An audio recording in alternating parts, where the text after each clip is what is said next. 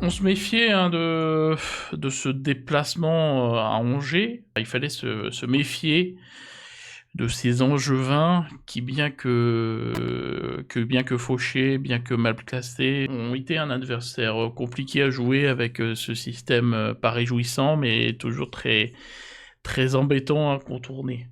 Ouais, ouais, clairement, c'est le système, en bloc bas et puis, compact, c'est pas les équipes qui nous réussissent à nous, parce qu'on a un jeu qui est complètement différent, qui cherche justement l'offensif et le fait, ce que je disais à la dernière émission, hein, c'est que je disais à Rico, hein, Eric Roy, c'est on s'appelle je l'appelle Rico.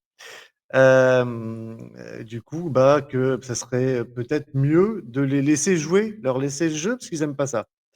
Oui, Donc c'est ce qu'a fait a priori, le coach, et puis ses adjoints, je compte aussi les adjoints dedans.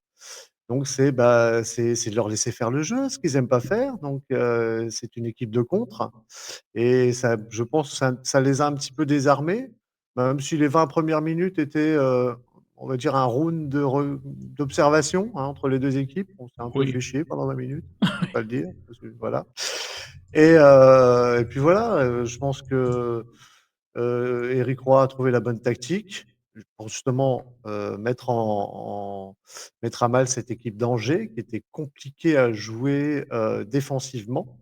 Donc bravo au coach et à son staff, d'avoir bien mené la barque. On a eu une petite frayeur, quand même, enfin des petites frayeurs en début de rencontre avec, un petit peu de flottement avant que tout ça se mette en place.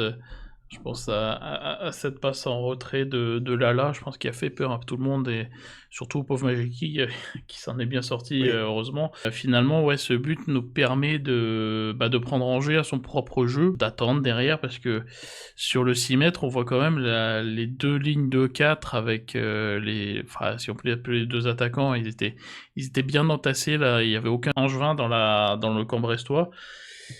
Heureusement qu'on a su débloquer cette situation et puis, ouais, comme tu le dis, marquer 2 buts à Angers, c'est pas donné à tout le monde, hein, parce qu'il y a pas mal d'équipes, qui se sont cassées les dents. Ça marque pas beaucoup, mais ça encaisse peu et c'est vrai que ce système a beaucoup embêté même les plus gros.